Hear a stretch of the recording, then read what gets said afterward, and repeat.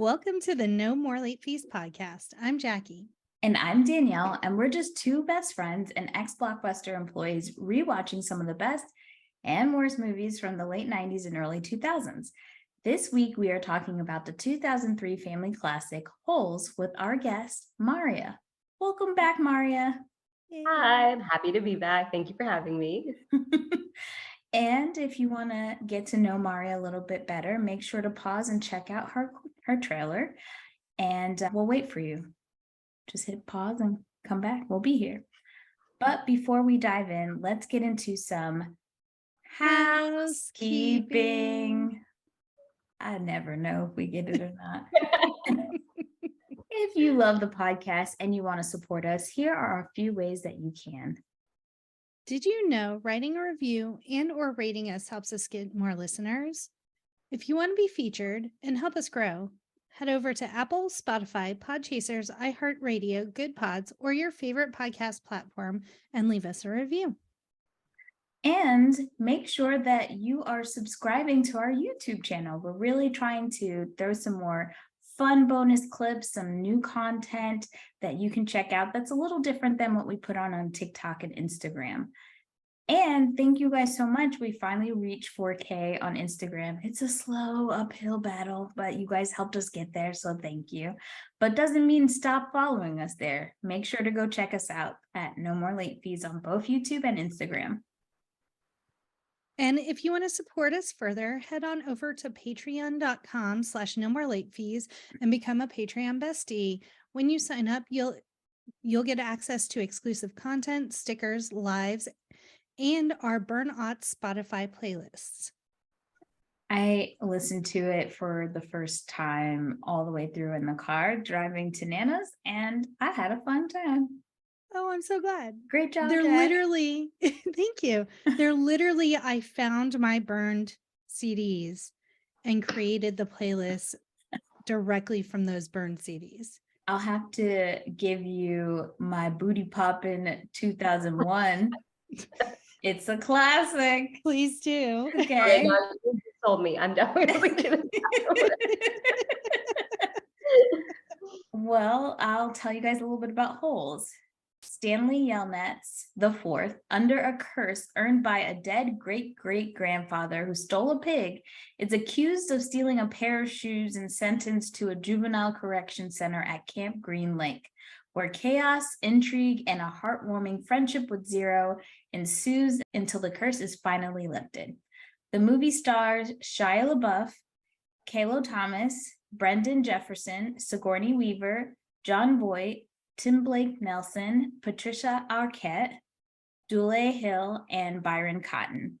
And written by Louis Sakar. I hope I said his name correctly. You can watch the movie on Disney+, but before we start, let's get into our ratings rewind. So you know the drill. Before we get into the movie, we'll reveal the rating our Y2K versions of ourselves we give. Then at the end, we'll see if our current selves agree with our initial rating. Our scale consists of would buy it again. The best would play on repeat. 5-day rental. Would watch again. 2-day rental. Okay, but nothing to write home about. And same-day rental. Dig a hole because it's garbage. So Mario, what was your Y2K rating of Holes? I think I was going to do same day rental as my Y2K rating. Okay. Don't be shocked, y'all, but your girl ain't never seen this movie full through. Oh, no way. Okay. Yeah, I was like, child labor, I don't think I'm interested. And also this movie came out in a time period that was just like, I wasn't watching Disney Channel like that anymore. Mm-hmm. And also the holes and the desert, like that some parts of the desert that looks like cracked skin. The trichotillomania is terrible. Yeah. Thank you. I'm glad you knew what the technical word was. For years, I didn't know what that was. I just thought it was. They said it wrong too. Yeah. But it's the trichophobia. I get yes. you. Yeah. I will admit the only reason is because I love the book. Fifth grade Mario obsessed over this book. It was this in Harry Potter. these are my two favorite books at the time. So when a movie came out, I was like, I'm going to watch it no matter what. So that is why I would have wanted it for sure. Yeah, never seen it. Jackie? Sure. It was, I guess it was a 2-day rental. I mean, so my brother is 6 years younger than me. Hello, Johnny. And so I didn't have to read the book in 5th grade, but he did. And then my mom just read everything. So then she read the book too. And then they watched the movie together. So that is my memory of this movie. And I remember not hating it. It was fine. It had the kid from Even Stevens in it. And it was well acted. It just wasn't in my rotation. Yeah. So the box office for this movie, the budget was $21 million and it made over $71 million worldwide. It wasn't considered a hit when it came out, but over time, especially when the VHS release and it playing constantly on Disney Channel, it is definitely a cult hit. And I think even you were saying before, Jackie, that like it's because of the reward, right? Yes. So yeah, after the movie came out and was released to video and DVD, it kind of became a staple in 5th grade classrooms. You read the book, and then the reward for reading the book is always you got to watch the movie at the end. So I think that had help with the staying power of Holes. And it was kind of like not generation after generation, but like class after class that were coming up through elementary school. It was kind of like their 5th grade rite of passage was Holes. And I will say, sorry, it's a really good book adaptation. As someone who loved the book, watching the movie, I can't speak on like if the movie is rewatchable, if it's just like a standalone, but if someone that like wanted to watch it based off the book, it is great. It's a great book adaptation. So I could see why like the people that did read it, like and the 5th graders, that would keep wanting to watch it, because not only is it nostalgia, but it's also like, oh, this was actually a very good adaptation. So it was a good study of seeing how it's done well. Well, that's good. The book was actually challenged for being inappropriate for 10-year-olds, as well as its sense of morality, which in our time period right now of book banning it hits a little too close to home. But I didn't read the book, but just if it's a faithful adaptation and from watching the movie, it seems like it hits a lot of different core themes, like the inequities and inequality of our legal system, racism, classism, homelessness. So I could see why some people might not want children to actually learn about these things. Because if they knew about it, maybe it might be something they challenge themselves moving forward. So, and what I appreciate about this book is that like it brings up those themes without being super like obvious. Like I think like an adult who's trying to ban this book probably wouldn't realize what they're banning, you know, like it would be someone who had to read it, have a little bit of like media literacy and like cognitive reasoning to be like, oh, this like brings up themes that anyone who analyzed it could give them questionable ideas that would go against me. So I like how subtle this book is with bringing up all these themes because as a child, when I read it, I was just like, wow, this is a really good book that like comes together serendipitously. But as an adult, I'm like, wow, the themes of like our like, you know, law enforcement is so huge in this, like as a child that I totally missed. So this is one of those books that I don't think would be banned originally. Like I think other books would be obviously banned, but they'd be like, oh, Holes is just a fun book. Yeah. It's just a friendship and it's boys digging holes. Yeah. I feel like it must have very much been like a kid that came home and was like, oh, we read this book and in it, they were trying to like destroy the records of a kid so that they didn't have to account for him. Like something like that where parents like, sorry, what? Or like they burned a school down because the lady liked a black man, like something like that is where parents probably like the kids just came home telling them about the book and probably very layman's terms because they're kids. And then the parents just, without even probably reading it, are just immediately like, what are you teaching my child? That's what it feels like to me. And I don't think a child would get there until a teacher was just like, did you notice that the kids have no reform? Do you notice that they're just like forced to dig holes without any sort of like social, like any sort of like counseling and trying to be better? Like, what does this say about our whole, like our own like system? So until a teacher brought it up to kids, I don't think they would have had that reasoning. I didn't even have it until like I was an adult. So I mean, the funny thing though, I do give kids credit because they do see things that aren't right. Like I can see them saying like, it's not right that these kids are having to be forced to dig these holes and being told that they're bad and this is their punishment. Like I could see kids getting fired up about it. The other thing that I don't think even in the lesson plan, that one of the themes that really stuck out to me would be talked about at school, but I definitely see us as a collective talking about a lot more, which is generational, what our parents used to call generational curses, but now we can recognize as generational trauma. And if you talk about epigenetics and how you are carrying at least 14 to 20 generations of potential trauma, that those two boys were kind of kismet of meeting each other and healing past generations for both their families. I just thought that was interesting. I think we saw that a little bit in the Disney movie Encanto recently. So I thought that was just like a really cool element in this movie.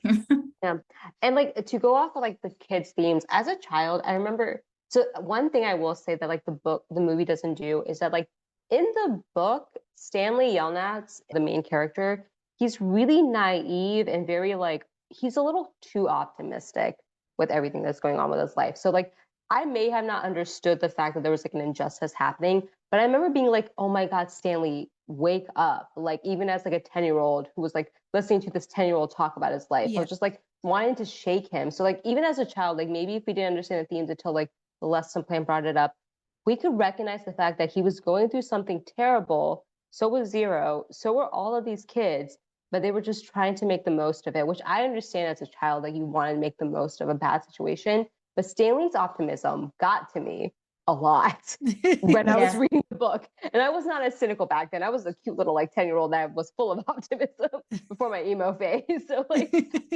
I could imagine a lot of like 11-year-olds being like, no, this guy really doesn't see what's going on in his life.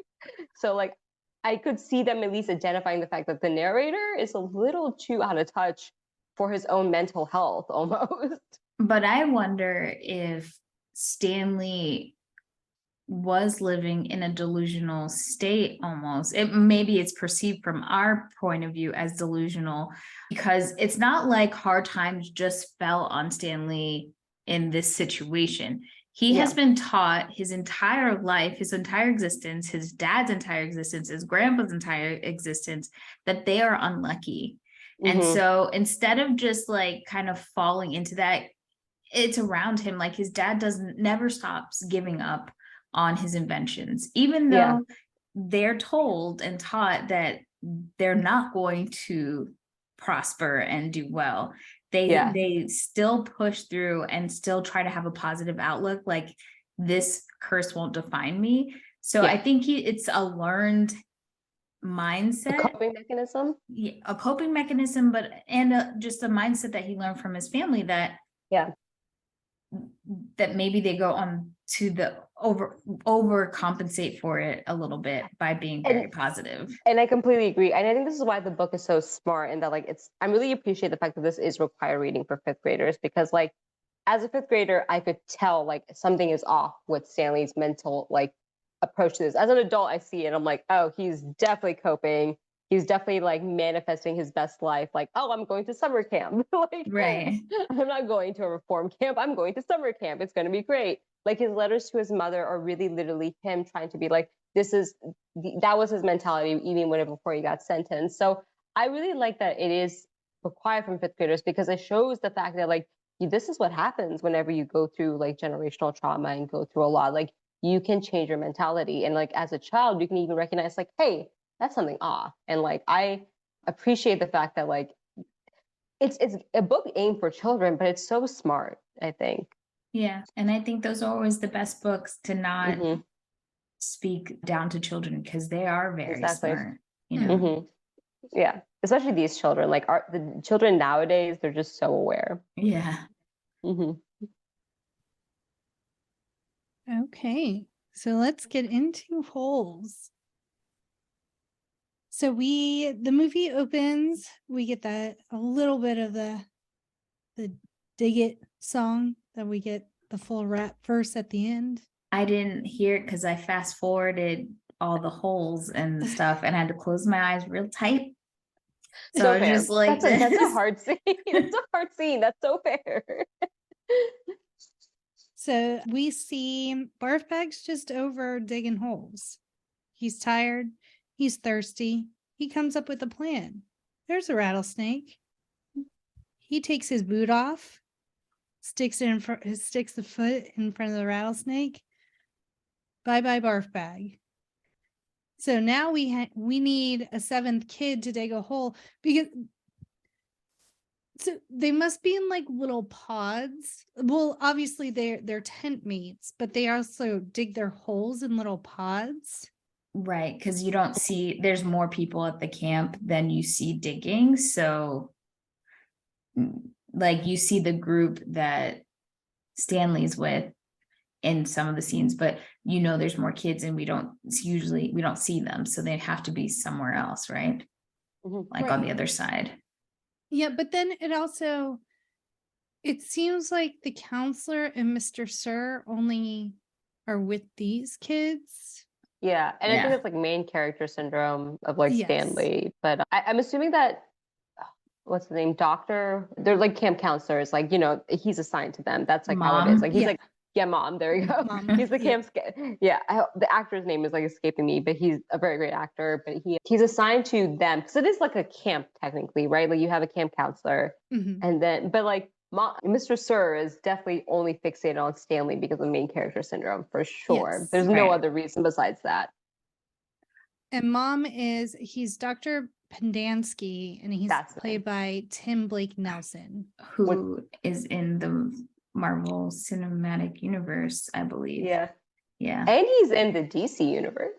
Yeah, he's in Watchmen, the show, which is Okay. very good. And I would highly recommend you guys watch it if you haven't seen it already. Definitely should watch that one. Mhm. I had a question. Sure. It's gone now. Sorry. Oh, okay. Go ahead. It'll come to me. So it cuts to Stanley is walking down the street and he's hit in the head with these cleats. And at first you're like, why, Stanley? Why you pick up those cleats and take them with you? Why not just keep walking? But then you find out that his dad is obsessed with curing foot odor. And so those cleats were smelly. So Stanley found a new smelly pair of shoes to bring home to dad. Unfortunately, the cops are on his tail and he gets caught with these cleats, and he ends up going to trial for stealing these cleats, which were donated by a very famous baseball player, Sweet Feet. Played by Rick Fox, who's actually a basketball player. Interesting. Interesting. Very interesting. And he had donated them to a homeless shelter from which they were stolen. And so just by happenstance, Stanley ends up with these cleats and he is caught with them. And so he is sent into Camp Green Lake for some reform. Yeah, the judges like pretty much decided already that he's guilty. Yeah, like they didn't even give him a chance. I know that he No. did a good lawyer, but like everyone, even Sweetie was just like, who steals from children? Which fine, who steals from children? But like he's a child himself. Like how old is Stanley? Like a child, like he's like 12 or something, right? I believe. I don't know how old he's supposed to be in this movie, because when you were saying, yeah, I don't know, because to me, he looks like maybe 14. Mm-hmm. Yeah, I think he's 12 to 14, something like that. But like Yeah. he's clearly like I remember when I read this and when I watched it now, I'm just like, wow, this is really unfair. But then again, I do think it speaks on our judicial system and like Yeah. how these trials are. So yeah. So we then see He's prior on to prior to the trial, he's at home with his family. Yeah, so when they arrest him, it's super weird because they arrest him and then yet they have a warrant. So it feels like it's all at the same time, but there has to be time in between for them to have a warrant. Like, why arrest him and then bring him to his own house? Yeah. Yeah. And then like barge into their house and looking at things. And then they took a picture of his poster. Like it just didn't seem like a normal police investigation. And then we see like him in court and throughout the movie, we see these flashbacks of like, I guess the court case. And his mom is telling him, just tell the truth. And again, back to that delusional best case scenario thing going on. And this is why I was just like, I don't know what it would be like to watch this movie without reading the books, because like, I don't think as like someone who loves movies and like thinks that movies should stand alone without reading a backstory about it. I don't, unless you read the book, would you have known what was going on, especially in the beginning, because that beginning happened so quickly without any sort of introduction. Like he's literally walking, there's shoes in the air, he gets them, there's cops there, he gets arrested. Now he's in jail. So just like, suggestively, like, so that is seen as very messy for sure. And your questions are very valid because it's like, if I hadn't read the book, would I had known what was about to happen? So. And we also get, I guess we needed to go to his house because we needed the juxtaposition, or not juxtaposition. We needed his grandpa to tell the story of them being cursed, of the no good pig stealing great grandfather. And I guess like they had to also show the fact that his father is obsessed with this invention too. Yes. Like, yeah, I mean, I get why they did the exposition, but like at the same time, it's just like, I guess they could have gone into like, they could have slowly built up to what was happening in the beginning of like him getting the shoes, then him getting arrested, because he literally got the shoes and then it's like, oh, he's on his way to jail. Like I think it was a cut to scene, right? Yeah. He was on his way. Yeah. So it was very confusing for sure. And then go ahead, Danielle. In the book, do they say that his character is Jewish? I have not read the book, but no, it's assumed. But it's not explicitly said by any means. Yeah, because it's kind of assumed in the movie, and I kind of feel like that would have been really nice if they really incorporated a little bit more, because as you know, we don't really get to see a ton of Judaism on screen or Jewish characters, especially with the characters and their casting. Like Henry Winkler, we know. Right. Which, by the way, Henry Winkler in this movie, what? Like this cast is so stacked. It is. Sigourney Weaver, I'm like, this is a very good cast for this movie. So yeah, no, they don't explicitly say anything. You know what's I think it's like a testament to books at that time, because this was technically a like the young adult novels at the time. It's just that any description of diversity was just suggested, not outright said. This was like early 2000s. Like this was like maybe 1990 when Harry Potter came out, like 1999, 1998. Yeah. So like the books at that time did not say anything explicitly by any means. It was just very much suggested. Gotcha. Especially with his, like, I think it was a Polish heritage. Like it's very like a lot of things were added up. It was understood very much. And I wonder if, like, I don't know what time period his great grandfather was in, but I just found it interesting that she told him to go to America, that like he needed to go. And I was just like, I wonder why. And then when I started to see, I was like, if these are Jewish characters, that would have made a lot of sense that she was a fortune teller, right? Yeah, exactly. I thought so too. Yeah. Which why would he not listen to her? Even as a child, and like child Mario and adult Mario were like, you're the dumbest person in the world that you wouldn't listen to the fortune teller telling you to go to America. Like, what's the point of a fortune teller if you're not gonna listen to her? 100%. So we get the trial, and then he is sentenced to dig 18 some months. holes. Yeah, 18 months of digging holes. That's a long time. Yeah. That's like For almost 2 stealing years. shoes. Right. Such the man. And so he takes a bus ride out to Camp Green Lake. There's no lake. It's actually a dry lake bed that they're digging in.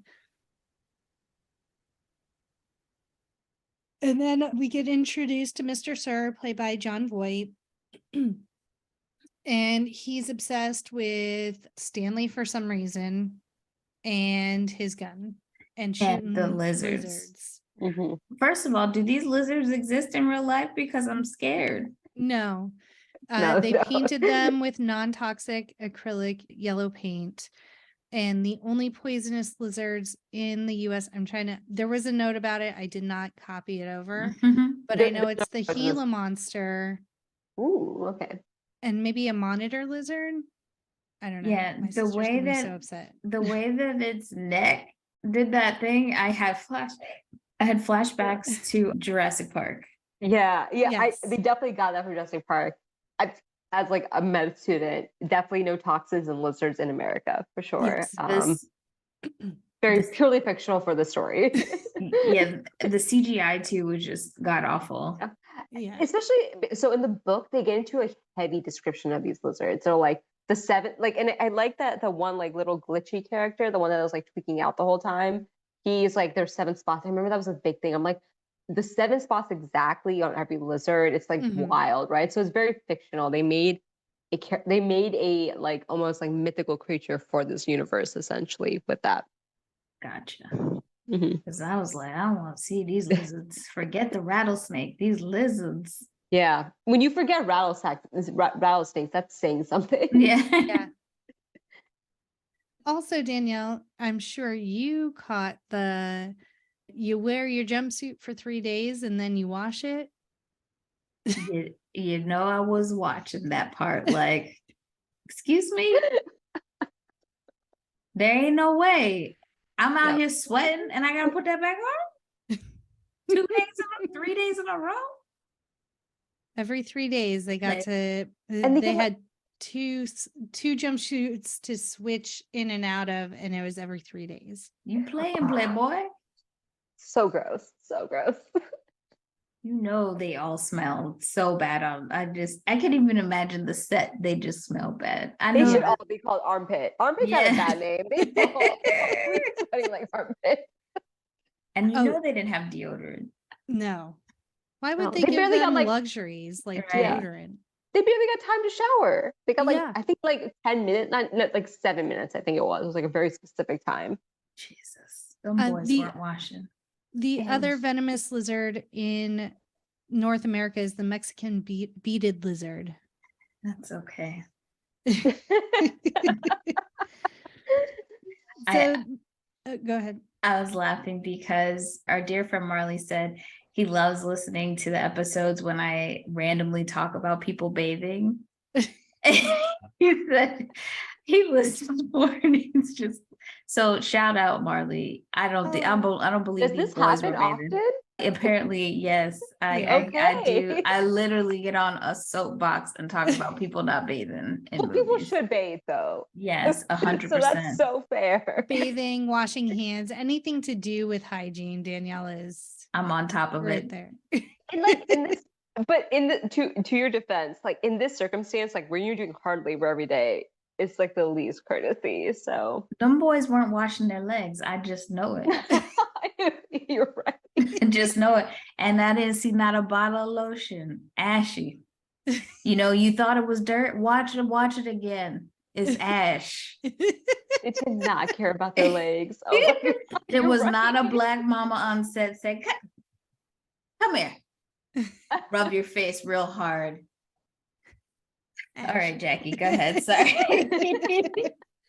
So Stanley is kind of shown the ropes. He has to dig 1 hole each day, 5 by 5, and you use your shovel as a measuring stick.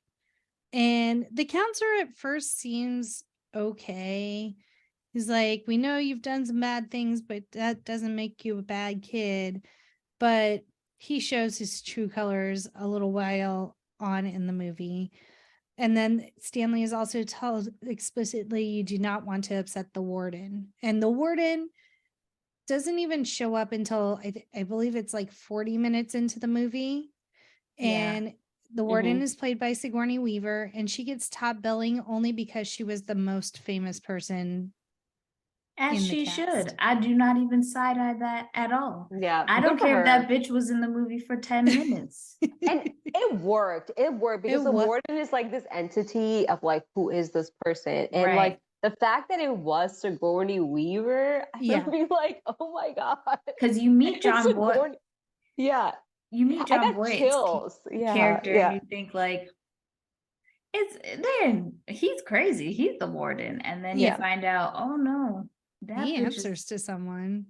And so whenever I read the book, the fact that it was a female that everyone feared, even John Voight's character, like even Mr. Sir's character feared this person, and it was a woman, I remember being like, whoa, reveal. And the fact I'm like, they need to get a really good actress to be this very feared person. So when it got Sigourney Weaver, I'm like, holy, they hit it out of the ballpark.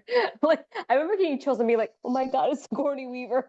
Of all people to be intimidated by, it's just a woman to be intimidated by. So they did so well by casting her. So of course she got top dollar. I bet they begged her to be in this role because I could not imagine anyone else being the warden but her. Actually, she wanted to be in this movie because Holes was her daughter's favorite book. That is adorable. Awesome. That is adorable. That's amazing. When I do a video for our episode, it's just going to be one of her, and it's going to be Trina's baddest bitch in the background. She's her roles, her like oh my God, it's amazing. Her filmography, I love her so much because she's not afraid to like take chances, but her range is just amazing. Like you have Heartbreakers, you have this movie. I just watched her in You Again, and I forgot that she's in that. It's a good one. Well, and then you have like Aliens and Gorillas in the Mist. Like she's in the Snow White adaptation. She's the evil god, like evil mother. Like she's just, her range is so untouchable, freaking good.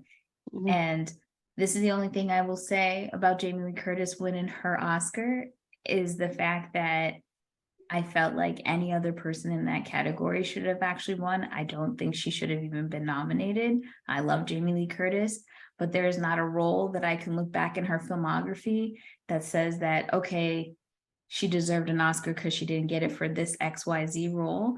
And when I was watching You Again, I was like, yeah, Sigourney Weaver could play Jamie Lee Curtis's role in that movie and any other movie she's ever played, but Jamie Lee Curtis could never play the same roles that Sigourney Weaver has. That is like such a can of worms. I totally agree for sure. Like anyone was supposed to get it in that movie, it should have been Stephanie too. But like, if anyone anyone should have gotten it in general. Violet, still get me started. Don't get me started about that. Sorry, I wanted to say it. I love Freaky Friday, but like that was not an Oscar winner. Sorry, that's all to say. Yeah. True Lies, great, but not Oscar. I'm telling you, if you're mad at me for what I'm saying, I challenge you to tweet us, tell us what movie has Jamie Lee Curtis ever done that merits the win of an Oscar. I'll wait. Veronica Mars, the movie. Jackie, stop your shit. We love Veronica Mars. Friday. Like tied for Freaky Friday. I love her. She's a fun actress. And that's no, that's fine. I agree. So we are introduced to the rest of D Squad, I believe.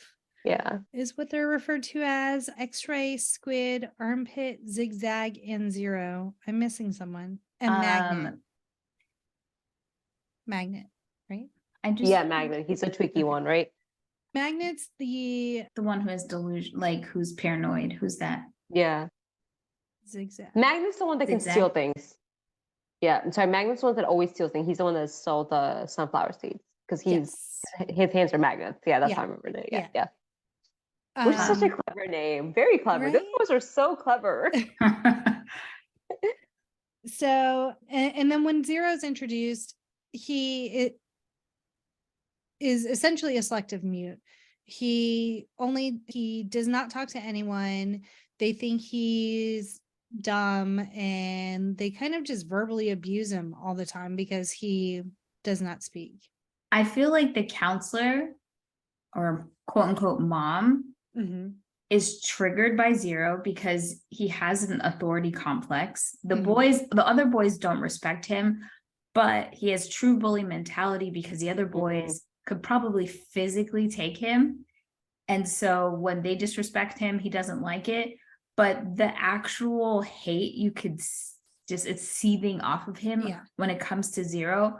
And I think it's probably because he was bullied because he's a short man, and and Zero is quite tiny. So I feel like he sees himself in Zero and he hates himself. So thus he hates Zero. Yeah. And especially like, sorry, not to take you guys off, but like the juxtaposition is that like Mr. Sir is very like boisterous. Like he puts out his like authority out there, but like Mr. Mom does the whole like quiet bullying, which is like, I'm your friend, I'm here for you. I get that you guys like messed up, and I know, but like then he does the whole like past progressive bullying. And he does that with Zero. Like, you guys are bad, you guys did mess up. Zero doesn't have anything in his brain. So like I think, and it was played so well by that actor, because like even in the book I'm like, oh, Mr. Mom's great, whatever, but like, and with his insidious notion and how he wasn't there for them became more and more aware with the book. And like this movie showed it like very well right away, that like, here's this guy who pretends to be your friend, but he would throw you under the bus right away. He doesn't respect you. He doesn't actually care about you. He's in it for his own bag. And like the warden is his person too. So like the way he bullies, like passive aggressively bullies Zero is a true to his nature, essentially, of what kind of character he is. And I have to say that there is a tinge of racism happening, because 100%. If you notice, like 80% of the boys that are there are Black, which is not like a rarity. There is a pipeline from children misdemeanors and putting them into the system to go to jail. And you could tell that by the way that both counselors treat Stanley in comparison to the other Black characters. And I think in the book, even they're just kind of like, oh, this was like your first offense, you messed up. Like there was a lot of favoritism with Stanley for sure in the book even. So it's very apparent that like they like him, and it's like very obvious why. Yeah. And I will say that in the book, he's very overweight. And I kind of was really frustrated that didn't cast an overweight actor for Stanley. I'm glad they didn't use the fat suit, but I think the commentary about being overweight and like how that affects how people treat you would have been very interesting if Holes would have added that, especially when it comes to such like a physical labor.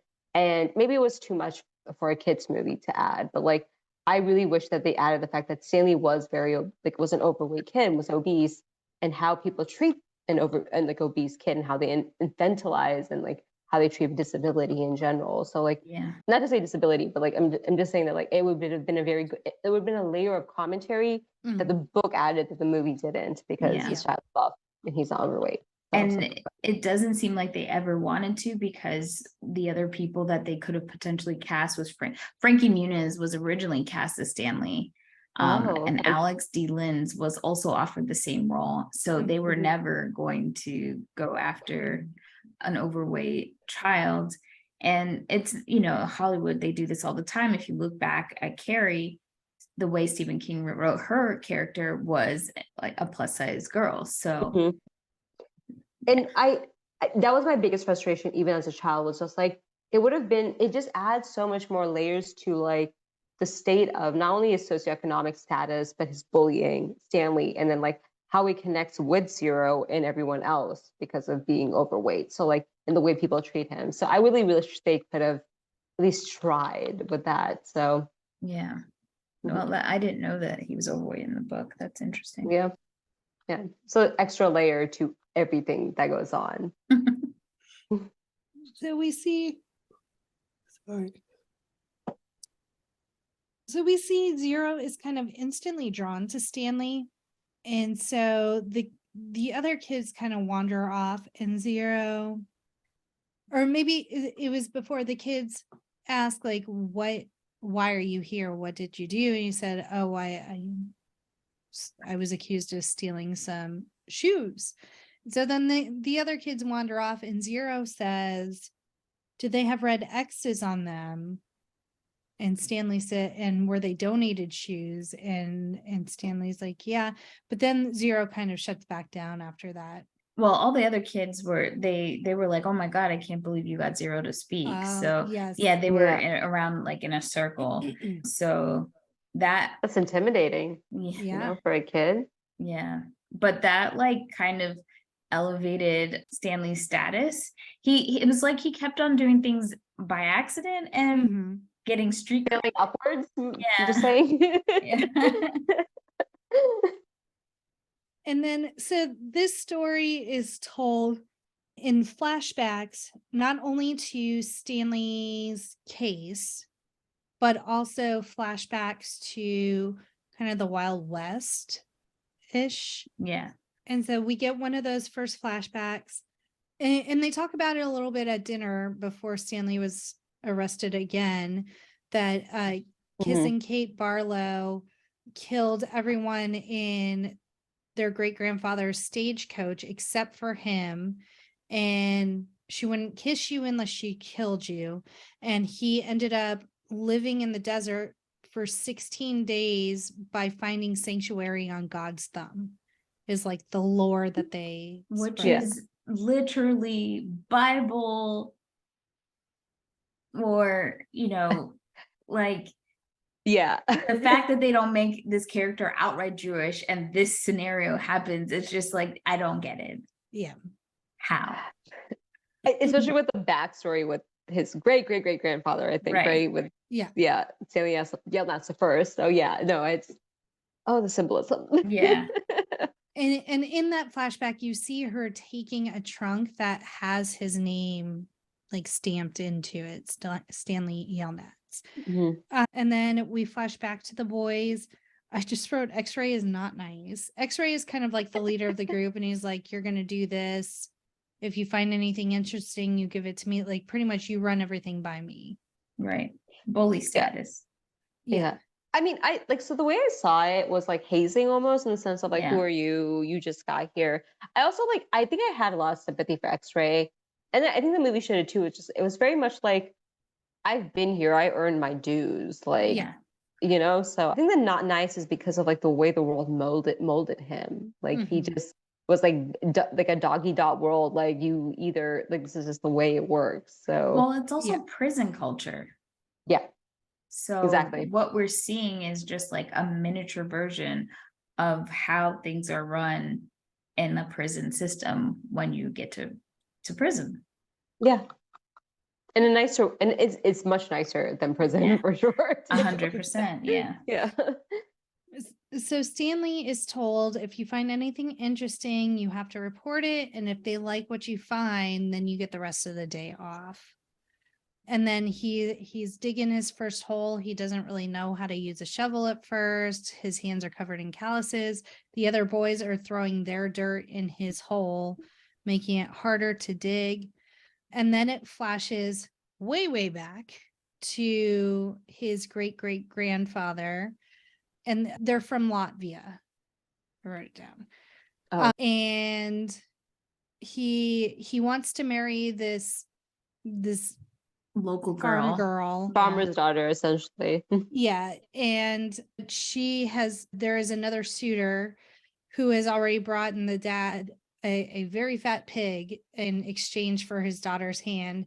And so Stanley Yelnats I goes to Madame Zeroni to see what he can do, what she can do to help She's him. a fortune teller. Yes. Listen to the fortune teller. That's all I'm going to say. Yeah. And she tells him to not waste his time on the farm girl because she a dum-dum.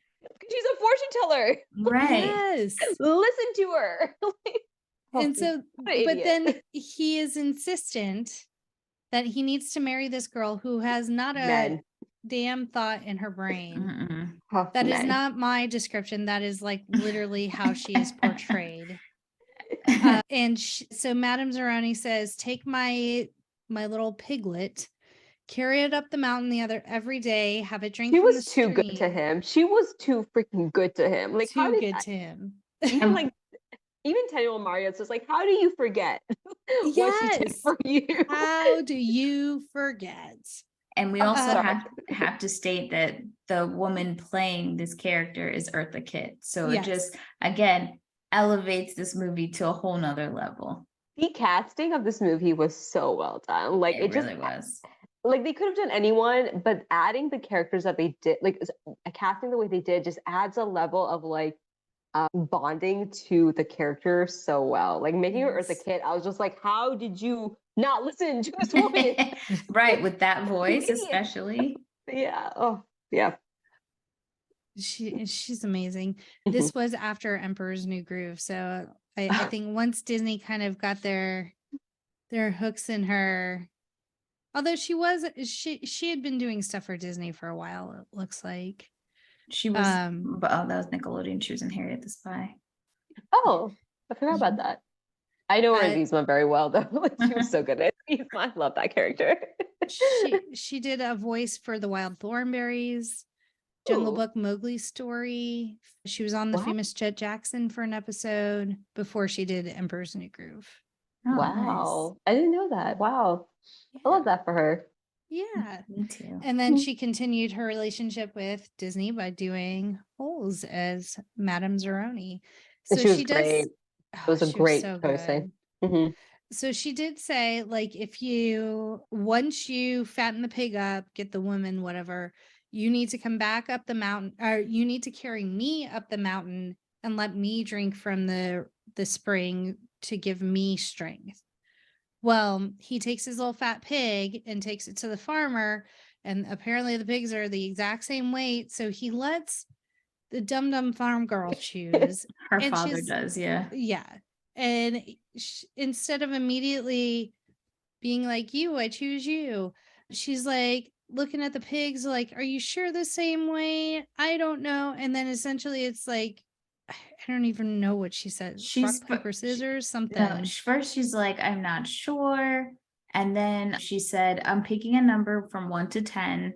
That's what it was. And at this point, like, as she continues to open her mouth, the guy's like, I'm out this bitch. Like, she's crazy. And he like even like professed his love for her, right. Like I've seen before. So she already knew that he actually like had feelings and like could have treated her well. She was a dum-dum.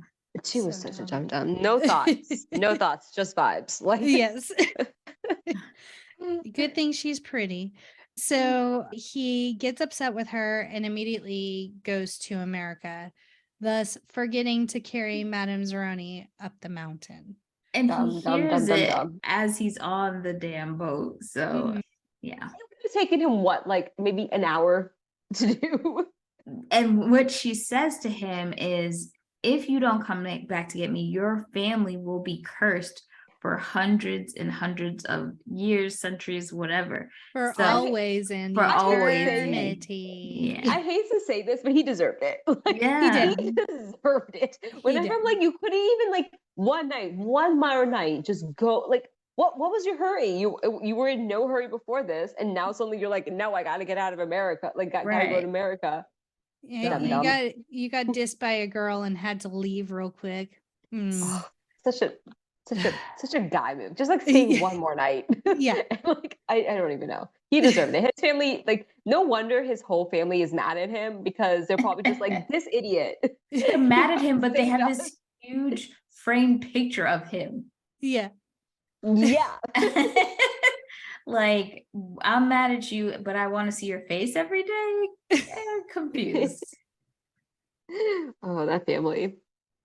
So now we find out Zero is very proficient at digging holes.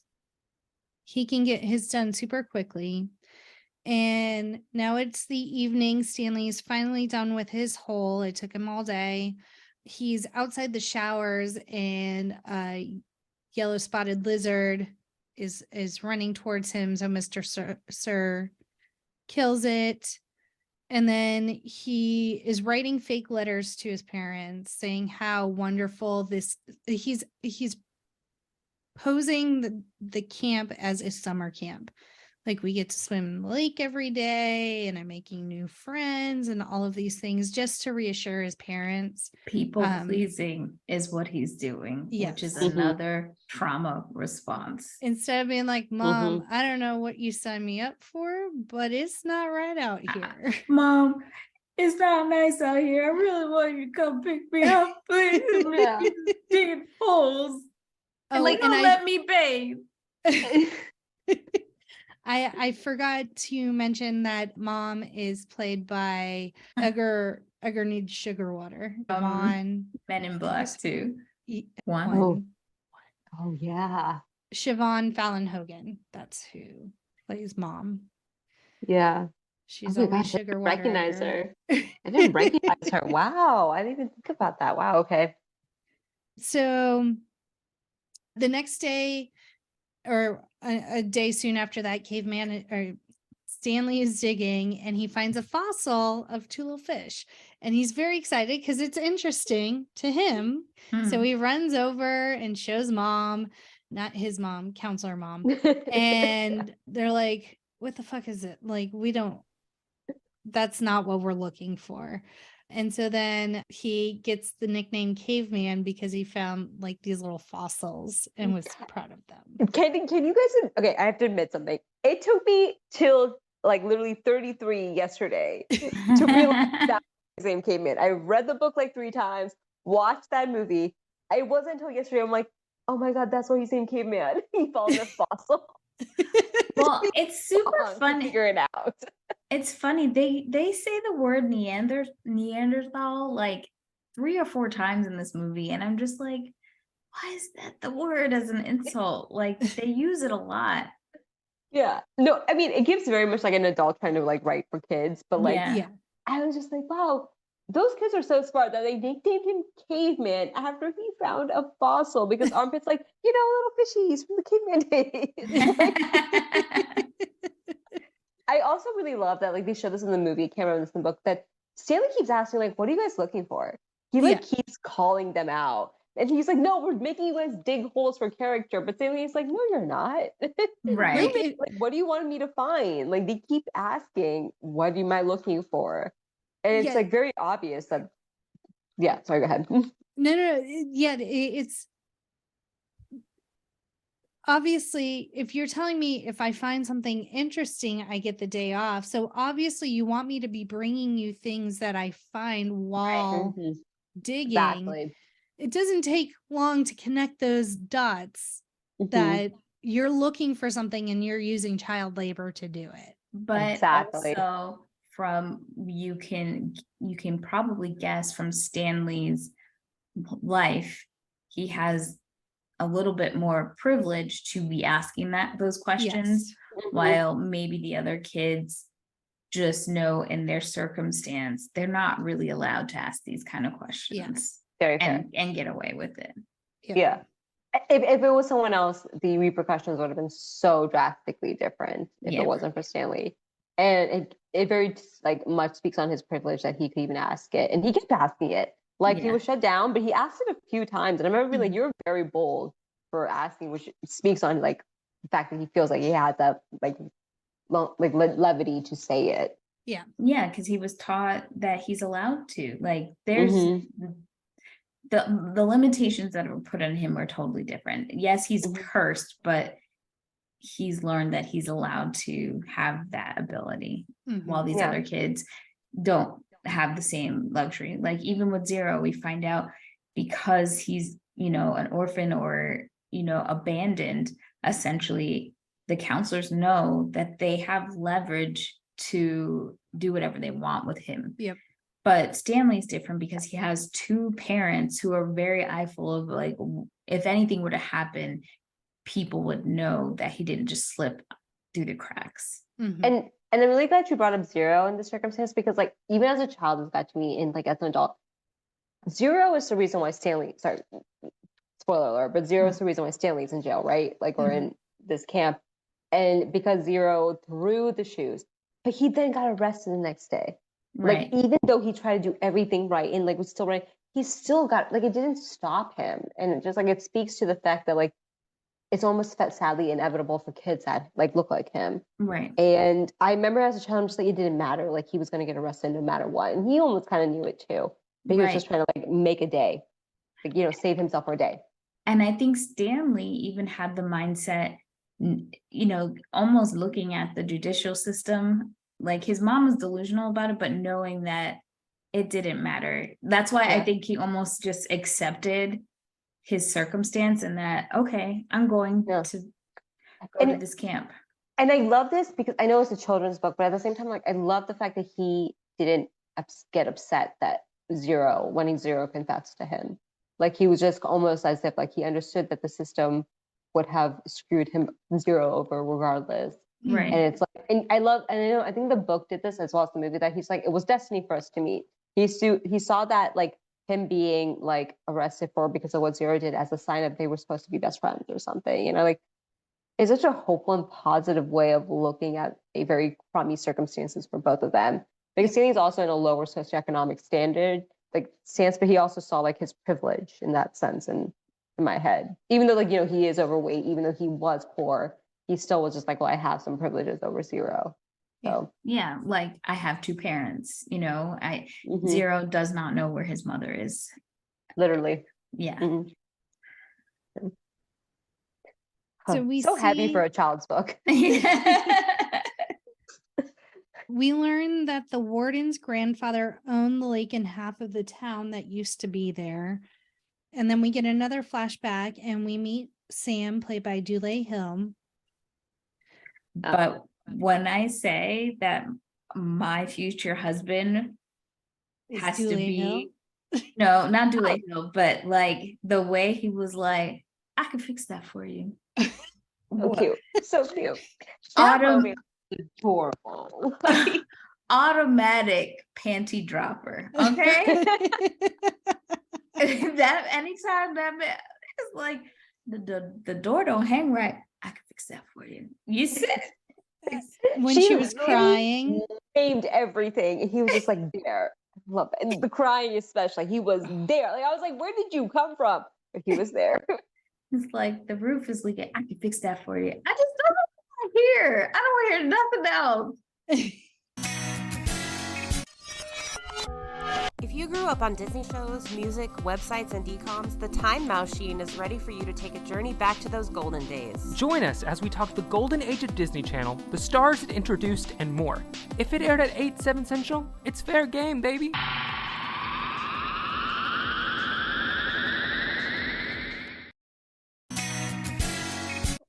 Like Patricia Arquette had. Also, Patricia Arquette looked great. I don't know if you've seen the show Severance, but like that's like the last thing I see Patricia. She has a big prominent role in it. So seeing her in that role, I'm like, she looks so good. She's not aged at all, like from Severance to that movie. Yeah. And their chemistry was adorable. Like they were just so good together. I loved it. Yeah. Favorite part. I'm sorry, I did not find their romance to be cute because I said, you're putting this man in fucking danger. What game are we playing here? I think I had anxiety more than anything. I was like, I don't like this.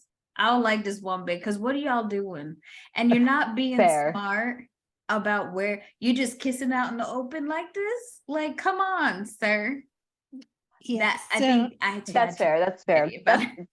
The anxiety is definitely very heavy. I guess like, so for me, I think like with the book, because it layers 3 different storylines, like Stanley's timeline, his like no good pig stealing uncle, and then this storyline. So compared to the other 2, I'm like, where the romance? What?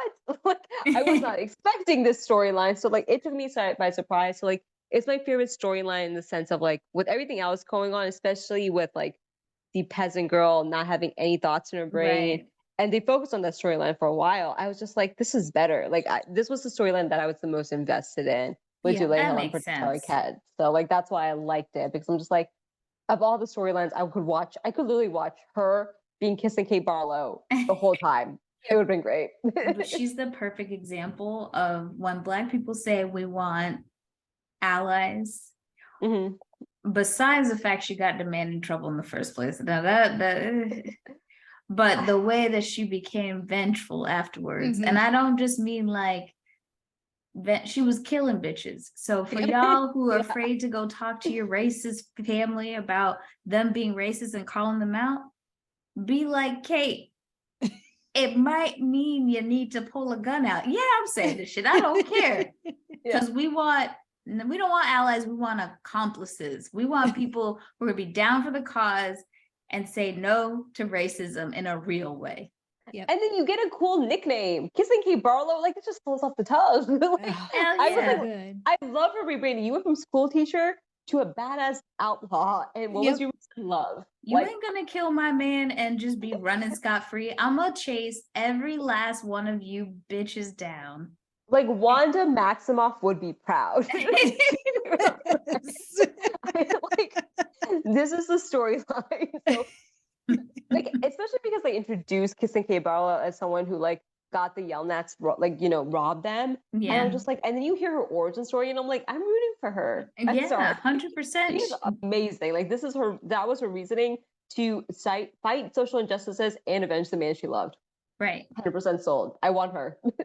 Because his name is Sam, is it? Yeah. Sam and her, like we were saying, have this cute love story blossoming. But at the same time, the warden in today, you know, like in Stanley's story, her great grandfather is a nasty piece of son of a bitch who wants to be with Kate, and she doesn't want him. She does, because he's an asshole. Yeah. He was like the grossest person ever too. Like he was disgusting. He was always sucking on that gold tooth. He was. And he catches Kate and Sam kissing in the schoolhouse one day because they were out in the fucking open. That's what I was. Yeah, that was dumb. That was actually really dumb when I think about it. And so once he finds out, he gathers his boys, and they burn the schoolhouse. And Sam is always, you see him crossing the lake, so he has no idea what's going on. And they go out to the lake and they shoot and kill Sam. And they kill Mary Lou in the process too, like a donkey. Yes. Is that who Mary Lou is? Yeah. Like, why is this boat called Mary Lou? Maybe I went to the bathroom when that was explained. But then after that, the horse, the donkey. That's the name. And then this is where Kate's origin story is, because when the fire is happening, before her man gets shot, she does try to go to the sheriff to say, like, help. His ass is drunk. And I do want to say, like, he got drunk, and he's like, I always get drunk before a lynching. Yep. He might have said hanging, but it was a lynching. And I wonder, like, why he has to do that. Maybe if you feel like you have to get drunk before you literally slaughter someone, you shouldn't do it. Yeah. So, and then on top of that, he refuses to help. And he tells Kate, like, he tries to essentially sexually assault Kate, but the Disney version of that. And she is able to get away in the sense that it's inferred, not like full on, because she gets away. Yeah. So the next day she gets on her best dress, her best lipstick. She pretends that she wants to give him that kiss he was asking for. And boy, does she do it with a bullet between the eyes. Yep. And a kiss on his dead corpse. And she rides. Amazing. Regulators. Mount up. And she also becomes a bank robber. She has her own little gang, but really this is a revenge story for her. She is killing bitches left and right who had anything to do with killing her. A great start for a villain origin story. I completely 100% agree. Like, I support women's rights, but I also support women's wrongs, and this is one of those. 100%.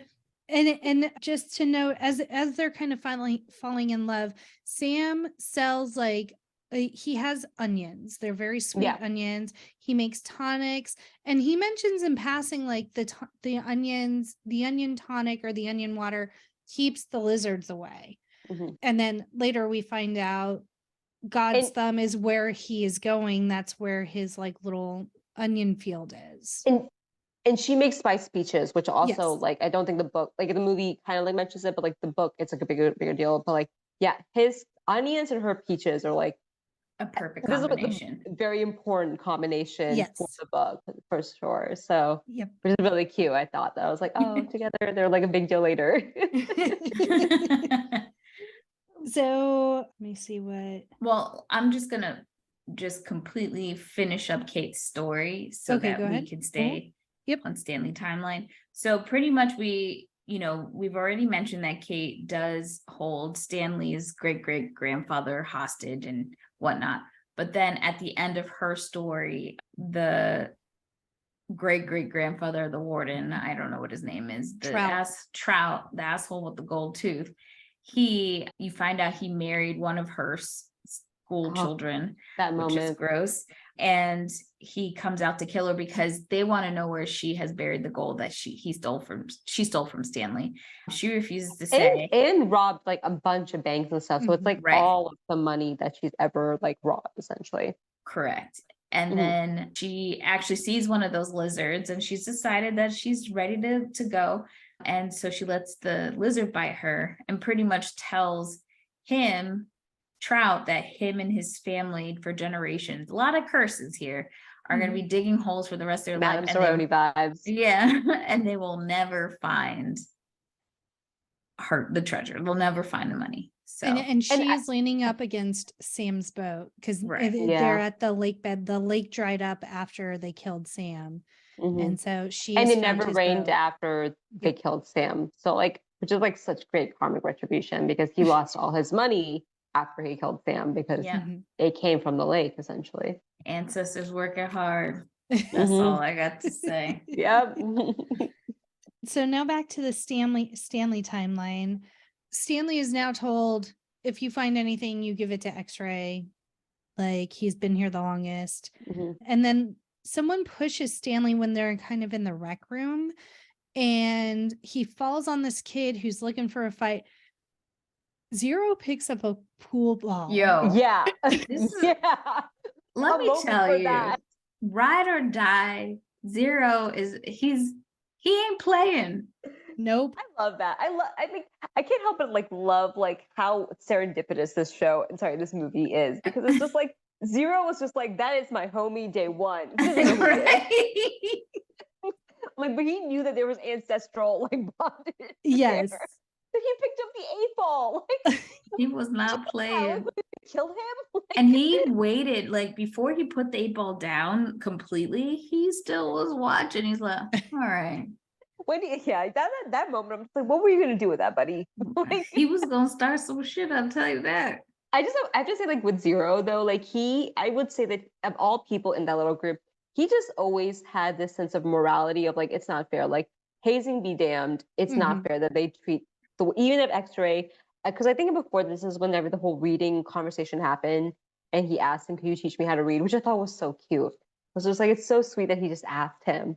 And then he just it wasn't fair. It's not right. The way X-ray even treats him, even though hazing and it's a rank thing and it's prison culture, Zero still has this idea of it's not fair because of obviously he's harboring guilt of the fact that he's the reason.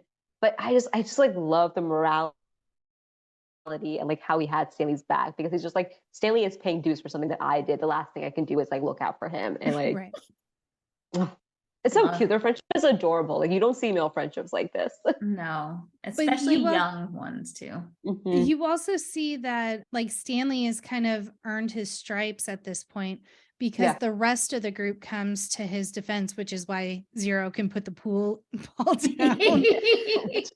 And they're all like, no one messes with the caveman. And that's when Stanley's like, I'm the caveman. It's so cute. It's so cute.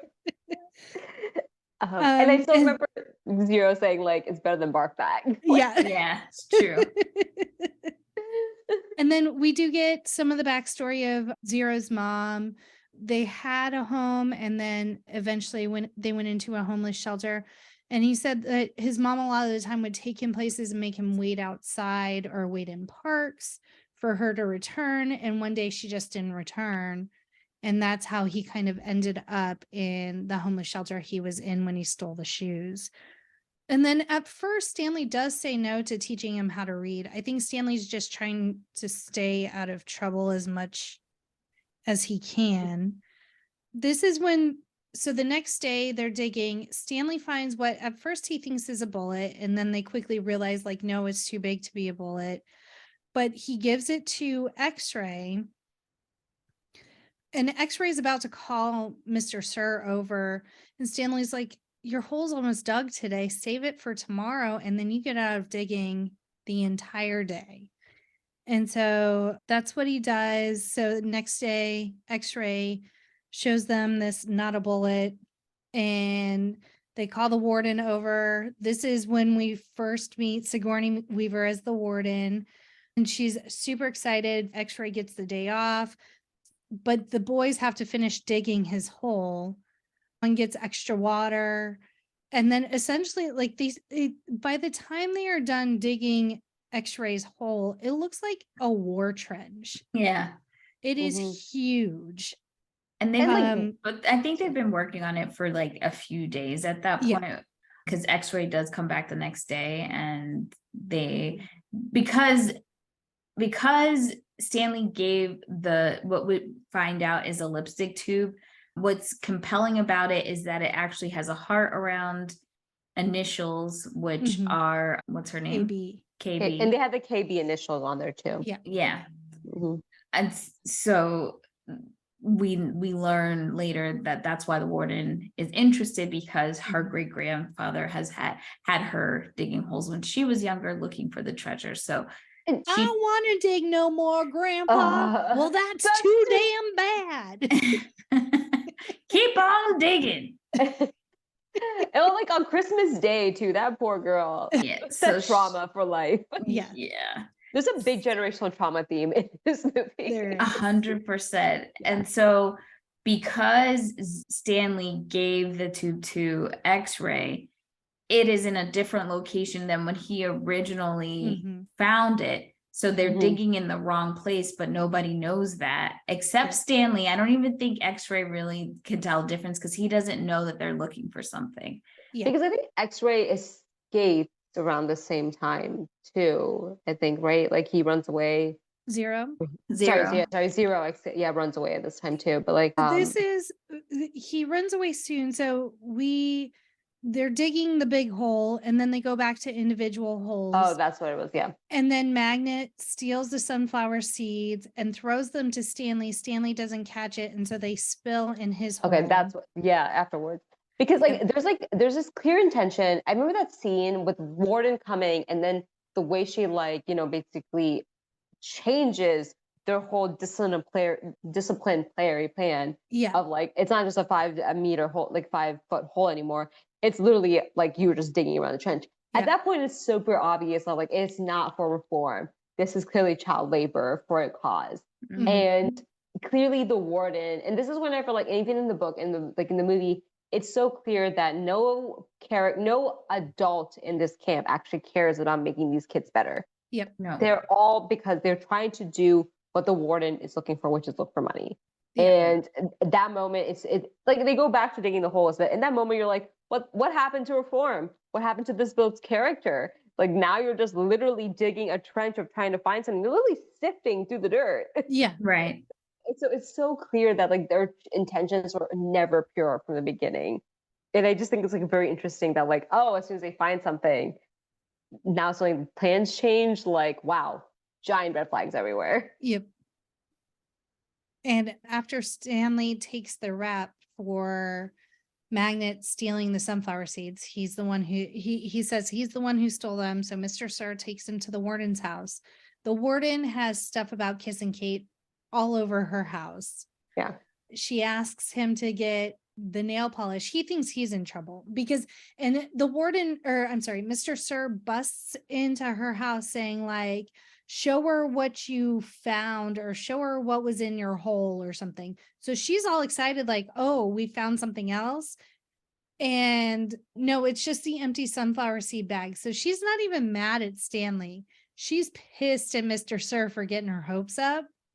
And so she puts on this nail polish and she's like, yeah, my secret is rattlesnake venom. It's completely harmless once it's dry, but she's like actively painting her nails and she scratches the shit out of Mr. Sir's face.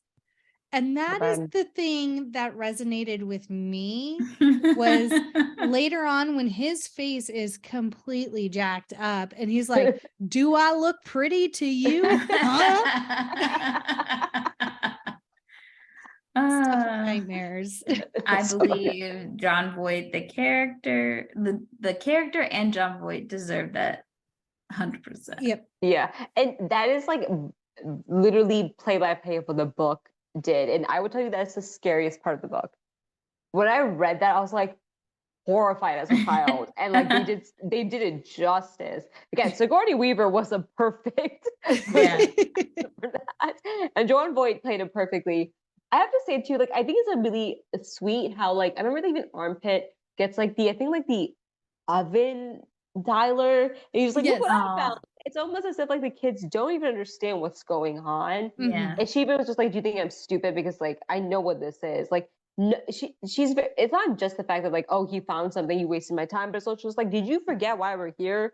We're looking for money. Like, I don't care about your sunflower seeds. And I just like, it really shows that like everyone in the whole like camp, like almost like believes the cause of like, oh, whatever you find will be good enough, a fossil, anything different. But it's the warden's really manipulating the whole system to literally for her own financial gain. Yeah.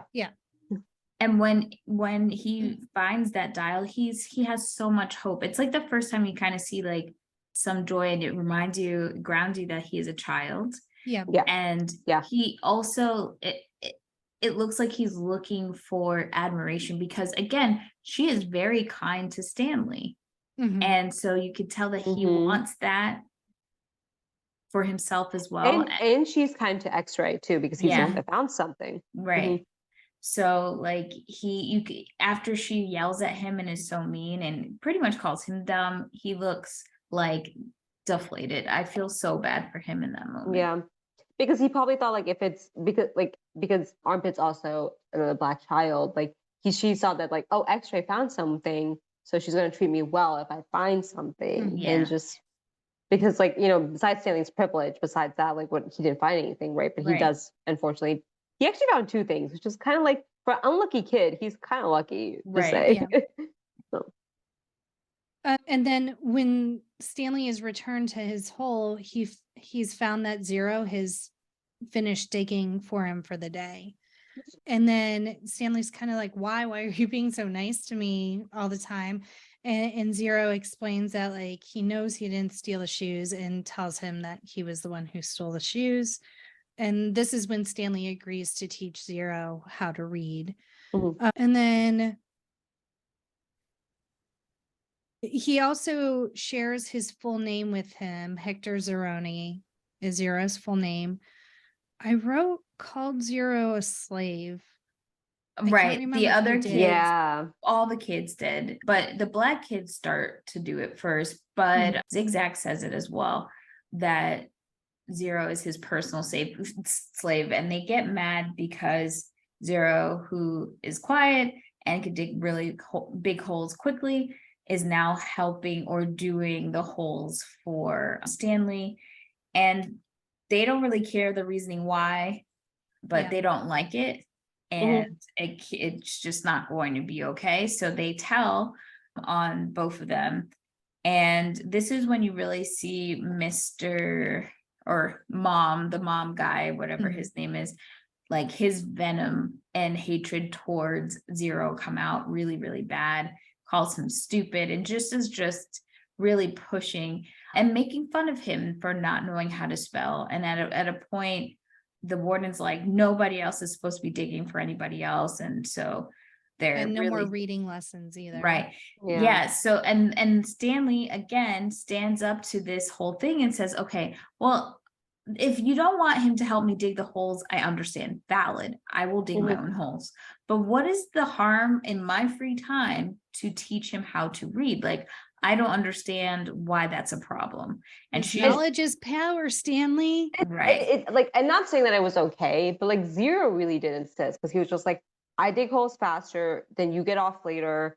It interferes with our teaching time. Let's just do it this way. And by digging a hole together, they kept doing their lessons. So it was really like a symbiotic thing. Yeah, I don't agree with the fact that it was labor, but at the same time, it's like, I don't know. It almost as if like they were ignoring the friendship, and like the fact that it escalated so quickly, like they got the warden involved very quickly into this, and suddenly now they care about who's digging whose hole. Before they did, it just that seemed like progressed so fast. Of like, oh, someone's digging someone else's hole. Let's call everyone, and the warden got involved. Like it escalated very quickly, which makes sense because I think it's a larger theme of like, they want people to be separate and individual and to be fearful and to focus on, because if you start having teamwork and people work together, it's really hard to control a huge group that's unified. Yeah, exactly. So, and that mentality seeps into why the other kids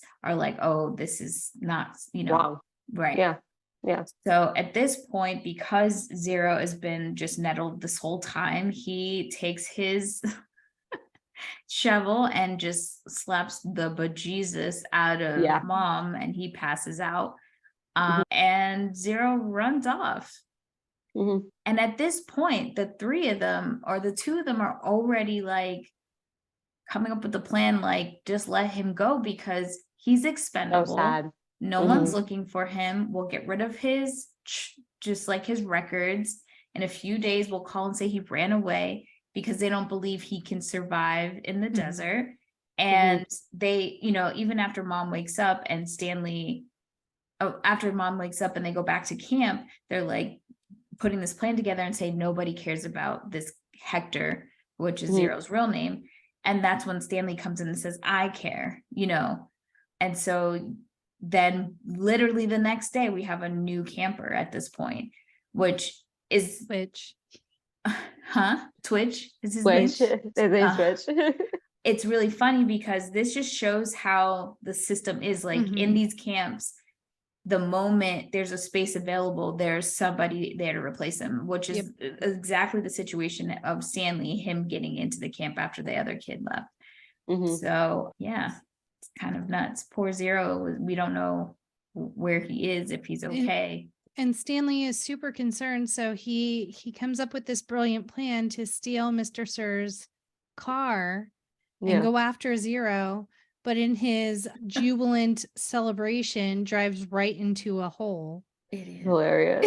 So ridiculous. I also just wanted to say, like, the way the kids also act as if like, oh, Zero's definitely dead because it's like 3 days or something. It's just like it's so sad because like I think Stanley's the only one that got to know him. Even before, they were just like, oh, Zero doesn't talk to anyone but Stanley. So it's just like the way they like are so jaded with the system. It's so heartbreaking to watch that, like, because they're in this like reform system of like, well, people just die, especially because it's not just Zero. Stanley's probably the only one that probably has a family that's like looking after him. Yeah. They just don't have the financial means to do so. But like most of those kids, like Armpit, I don't think he was in touch with his mother. So it's just like, Armpit, me.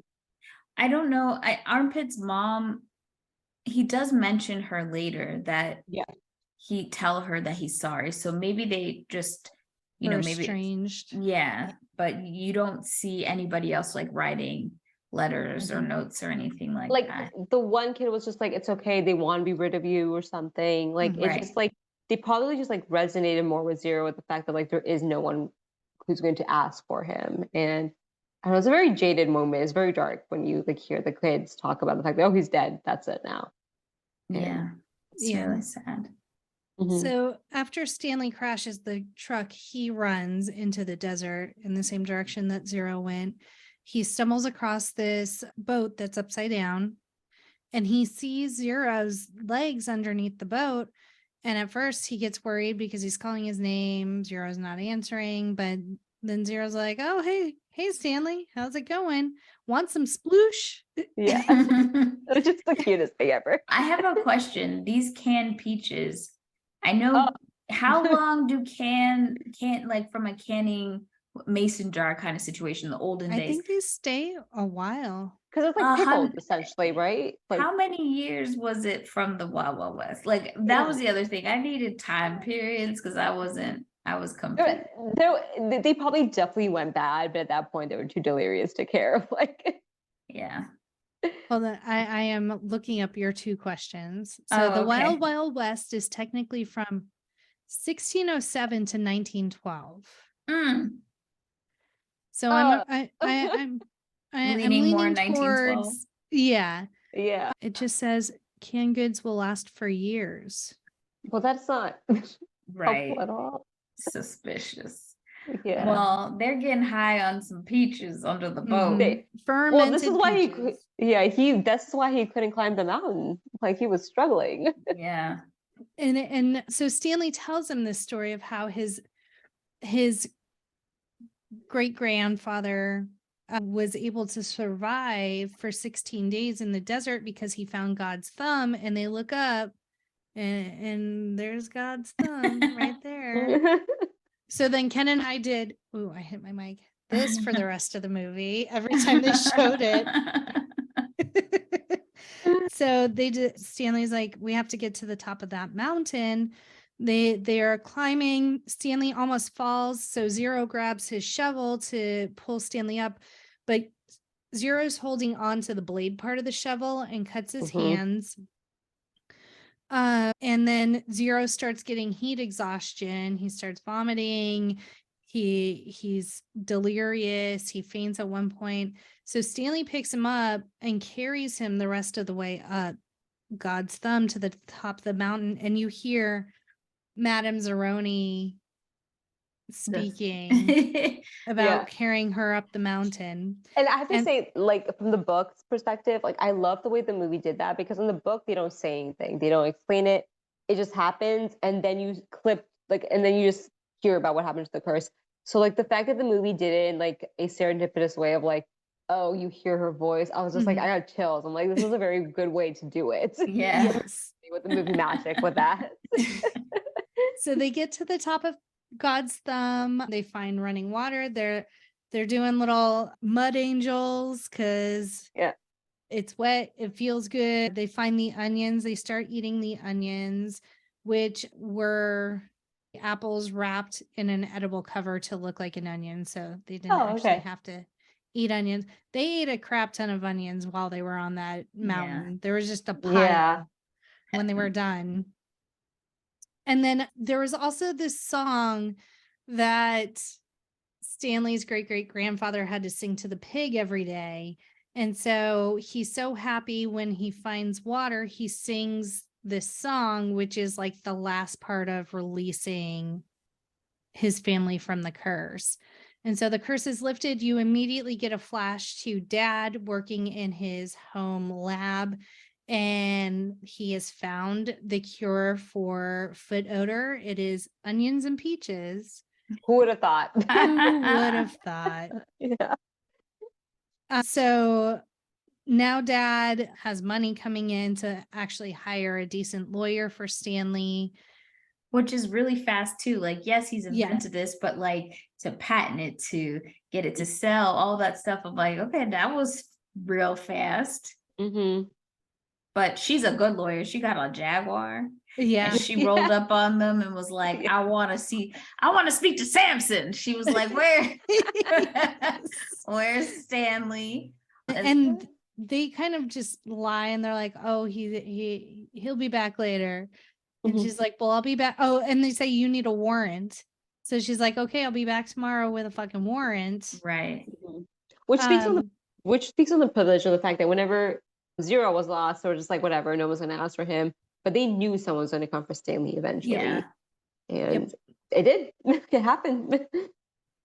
And then Stanley says, we have to dig one more hole. And I know which hole we need to dig. So they go back to the hole where he found Kiss and Kate's lipstick, because Stanley has figured out that belonged to her. And they're obviously looking for something. Well, on the God's thumb is whenever Zero also confesses, and he's like, this was destiny, like that meeting and stuff, which I thought was really sweet, that like he didn't get mad at Zero for anything. He was just like, it was destined for us to be friends. Yeah. Which goes back to like, I don't know, like I don't know if like Stanley is meant to be obviously he's optimistic because of the generational trauma. This is a coping mechanism, but like it just shows that he continues to be optimistic, that like even though someone's like, hey, you're the reason I'm the reason you got arrested. It's cool, man. We were meant to be. Like, it was just very like Stanley culture of being super optimistic for no reason. I don't know. Like, I don't know if this has happened to either one of you, but sometimes you just meet people that like you automatically just imprint on, whether they remind you of someone else in your life you care about, or you just feel like that person is like someone I need to be around or take care of or something. So I can understand that feeling. Yeah, I appreciated it for sure. And it just like kind of speaks to like, I will say like Stanley never really changed as far as his demeanor, even though like this terrible thing happened to him. He stayed who he was. And I think that's like a very positive message for little kids to read, that like, even if bad things happen to you, you don't have to change as a person. You can still be positive and hopeful. Well, they got to digging, y'all. They did. They dug that one more hole. They found the treasure chest. And so they're super excited, a little too loud because the warden, Mr. Sir, and mom all come out. But then the yellow lizards climb out of the hole too. And so they are just covered in yellow spotted lizards. They can't really the warden can't get to the chest because she's afraid of being bitten. They're there all night long, and they're kind of just waiting for the lizards to kill the boys so that they can take the chest. Yeah. But Maria just told us that in the books, we find out that the onions are actually good repellent for the lizards, which explains why the lizards are all over the boys, but they're not biting them. Yep. Which is so great that they ate all those onions. Yeah. And so the next day, the lawyer is back as promised. She finds Stanley and Zero in the hole. She is pissed. As she should. And there's cops with them too. She brought everybody. Yeah. So the cops are immediately, we're going into a full investigation of this reformatory camp. And so they help the boys out of the hole, and the warden's like, that's my chest. That's my chest. And Zero's like, well, no, not really, because it has Stanley's name on it. And sure enough, all those reading lessons. Yeah. All those reading lessons. So cute. And it is Stanley's great-grandfather's chest where Kate stored all of her treasures, and it is filled with there's bonds in there, there's gold in there, there's all sorts of stuff. Stock certificates. Yep. They buku rich. Yeah. Oh, that's what he said. The stocks were from 1902. So that was the time frame. Oh, okay. That's so a long time. Yeah, and that's so how old? Because I got confused because I'm like, Sigourney Weaver was saying that the warden was her grandfather, so it was only 2 generations. So if he was a full grown in 1902, when was her grandfather born? Yeah. I'm sure the math maybe works out, but I think what it is. I keep on. His wife was also really young. Yeah, maybe that's true. Like, because even though he was really old, whenever he tried to. But the fact that he was still alive when she was born is weird. Yeah, because he was full grown in 1902. Yeah. So how many years passed before? The math is not mathing. You're right. Right. Yeah, it's very much not mathing. Anywho, the gig is up. The jig is up. Yeah, the book was like 1990s, like maybe in the late 1990s, so maybe, but like still, that's 100 years. Yeah. So, yeah. And Stanley insists that everything in that chest is to be split evenly with Zero because he helped equally find it. Yeah. And so they split the proceeds. They find out Mr. Sir is, because as the cops show up, Mr. Sir is just like covering his face the whole time, spinning around in circles. So you find out that he is violating his probation because he is not to own a firearm, and his name is Marion. So he gets arrested. Essentially, warden, mom, Mr. Sir all get arrested. Because mom's not even a real therapist. Yep. And then they Mhm. find out because Stanley's like, I want Zero to come with me. And so they're like, okay, bring us his documentation, like his file. records. Yeah. Mhm. And there are none to be found because they have destroyed them all. And so then the lawyer's like, no, if there's no record of this child being here, like he's not staying here. Right. Mhm. So he's allowed to go back with them. And then it starts raining because the Yeah. curse has been lifted. Oh, that's right. Mhm. So the boys are all excited because there's finally rain.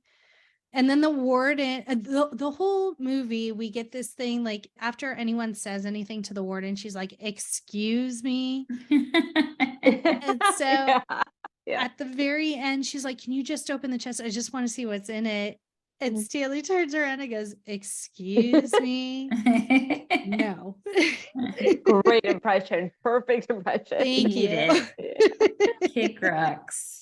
Yeah. So then we see it's a little later on.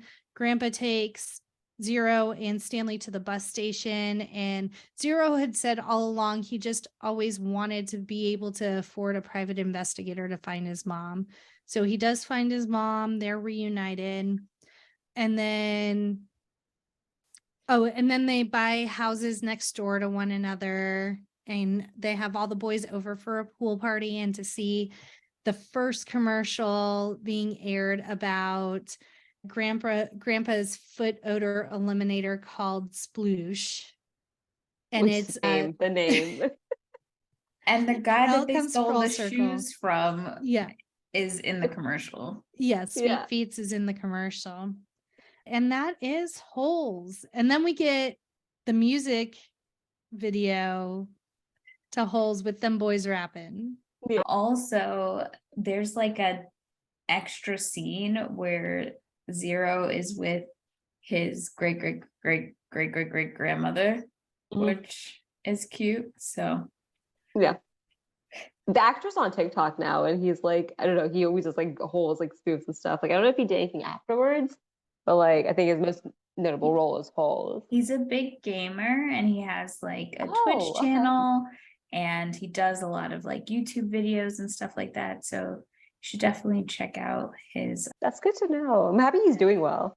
Yeah, he's gotten Cleo Thomas. Yeah, he's good, really doing carved out his own lane, which is cool. I think all of them have done well, with the exception of obviously Shia and also Max Cash, who played Zigzag. I think he had some trouble with the law as well. Oh, So, I recognized him the most of all the kids because, like, I think he was I don't know if he was in Even Stevens, but he was in another Disney production or maybe Nickelodeon at the time. So, like, I recognized him, but I'm happy to hear that all the other kids did well because I think that was like the first time I really saw most of them. So, The guy that played Trout Walker, Scott Plank, this movie is actually dedicated to him. He died in a car crash that's sad. after filming Wrapped on Holes. Oh, that's really sad. I didn't know that.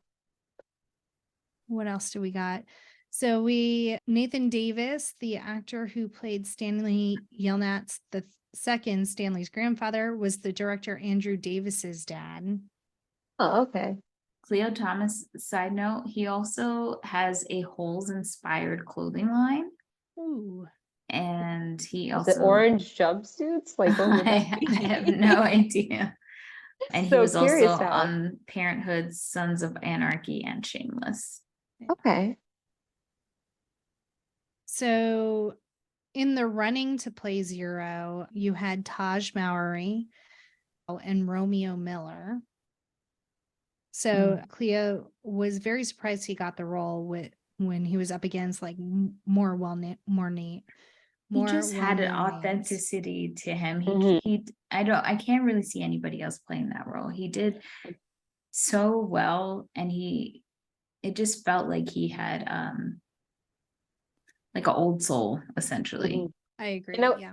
And I was telling Jackie this too, like the chemistry with the kids in general. I don't know how their screen tests were, but they just like seemed like they were friends. So like I don't know if him and Shia like did auditions together or they maybe like tested them out together, but like they just organically work. Like I think the friendship really felt authentic with the movie. So their chemistry was just on point. 100%. Cleo Thomas celebrated his bar mitzvah while shooting Holes. It's very nice. Cleo did film the entire scene where when Zigzag was like fighting and he was bullying Stanley and he jumps on top of him. He had a horrible heat rash on both of his thighs while filming that scene. So I feel bad for him for that one. Yeah. This is the second Tom Blake Nelson movie we've done. He was in Heavyweights. Oh, Heavyweights is great too. That's a good movie too to talk about.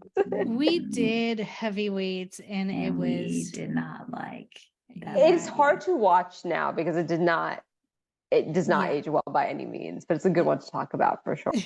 If you want to make Kissin' Kate's spiced peaches, Scholastic actually came up with an easy to follow recipe. So you should definitely look that up if you want that vibe. I'm more curious about these onions. I want to know how you can eat onions where you can just bite into them raw. Right? That is what I'm curious about. Sam did tout them as sweet onions. Yeah. Yeah. And Patricia Arquette did not know how to ride a horse prior to taking the role as Kissin' Kate Barlow. Interesting. Did she? Oh, yeah, she did ride a horse because when she was an outlaw. Yeah. Right. Yeah. The author of the novel, he appears with his wife and daughter in the scene where Sam is selling onion juice. His one line is, "My head." Because onions are supposed to be like therapeutic and like fix things, which is very interesting. Like, how? Okay. I just say that Shia. This is when Shia LaBeouf like was still off of Even Stevens, so like he was so very like I think he still was shooting Even Stevens at the time. So this was like his first movie role, maybe, or like one of his bigger movie roles. It's his first. I think it is his debut. It is because in the credits it says introducing Shia LaBeouf. No, yeah, which is it's so sad because it's like then I don't know, he's just so young and so like innocent and like we don't know anything about him in this time. So watching this, I'm just like it really brings me back to being like because I loved Even Stevens and I was really excited that he got this role. Even though I was just like I really wish they picked an overweight actor or stayed true to that storyline. Yeah, I was happy that he got this role, but like now I'm just like this ruined one of my like favorite childhood memories. Yeah. Oh man. Well, yeah. Before we dive into our readings, I just want to ask Maria for you to tell everybody where they can find you on social media again. Oh yeah, for sure. I am on TikTok as Maria Watches Everything. And you can also find me on Instagram and YouTube under the same name. I'm also on Twitter, but go to my link tree on TikTok to find that. Most of my content that's updated, that's talking about the new shows and reviewing it will all be on TikTok. So find me under TikTok. Maria Watches Everything. And you can find us at No More Late Fees on Instagram, Facebook, TikTok, Twitter, and YouTube. All right, let's get into these ratings. We'll start with you, Maria. What does today, Maria, think of Holes? Please don't hate me. What are the scales again? I think I would buy it just for nostalgia's purposes, just because when I watched it, I'm just like, oh, it reminded me of childhood, reminded me of the book. So very different from Y2K Maria. Because Y2K Maria was just so critical of the book that I was just like, at the time when I watched it, I'm like, they did this wrong, they did that wrong. As an adult, I was just like, they did the best that they could. And it's like the best adaptation I've ever seen of a book to a movie. So for nostalgia purposes, I would buy it. For me, it's like in between a 5-day and a 2-day because it was my first time obviously watching it, but I enjoyed it. I just don't know if I'm like going to rewatch it over again after this. That's where I'm kind of torn because I think it's a very good movie. So, I'm just going to go with 5-day rental. I think it's good. Fair. I agree. 5-day rental. It'll definitely be something like when my niece is old enough, we sit down and watch Holes together. Yeah. Or if it's on TV or if someone says, hey, let's watch Holes, I'm not going to be like, no, thanks, I'm good. Definitely not a would buy, but 5-day rental feels right. I was like, that makes sense because like, again, like as someone who read the book, I'm just like, I wonder how it translates just as a movie. So that makes sense. That like, I'm happy to hear that it's a good movie, that like it still makes sense. It wasn't too much or didn't make sense chronologically. Yeah. I saw it on social media so many times that it's interesting, like what my perception of the movie was before going in and how I feel about it afterwards. Mhm. So I definitely had a more positive viewpoint of it afterwards. I'm glad because I Interesting. know you were a little nervous going into Yeah. it. What was the social media perspective, if you don't mind me asking? Because Just I don't think I've ever seen it before on social media. I always see like people posting about it and pictures and videos and stuff. Like there's a huge fan base for this movie online. So I was just like, why is this always on? Yeah, that's Like, surprising. I think besides that one video, I've never seen it on my TikTok oh or yeah, social media. Cleo has a ton of videos that he posts Oh. from that time period. So yeah. That makes sense. I guess like it makes sense that like, Jackie brought up that like there's a big reading fan base when it comes to elementary school. So I understand that this movie never like dies essentially. Mhm. So I never even thought of it that way. That like, oh, people still watch it because it's required reading. Yeah. So it makes sense that it would still come up on social media. Yeah, the interpretations are very interesting as adults. Well, if you have any feedback for us, hit us up on our quick drop 909-601 and MLF 909-601-6653. Twat us at the Twitters or leave a message on our Anchor FM account, which is now Spotify for podcasters. And you could be featured on a future episode. And thanks again to Mario for joining us. And Yes, don't thank you. It miss. was wonderful. Yeah, thank you for having me. I always have so much fun here. And don't forget to check us out next week as we are stolen away by the hitman in the 1998 movie, The Big Hit. And as always, be kind and rewind. Thanks.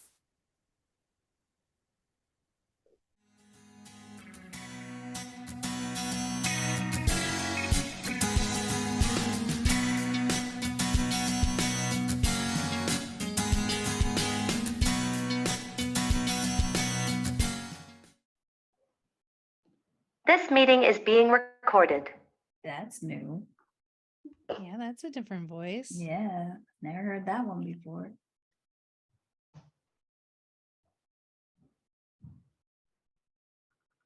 This meeting is being recorded. I don't know who this new bitch is, but I don't like it. And why is she talking that in your headphones? I don't know. Super weird.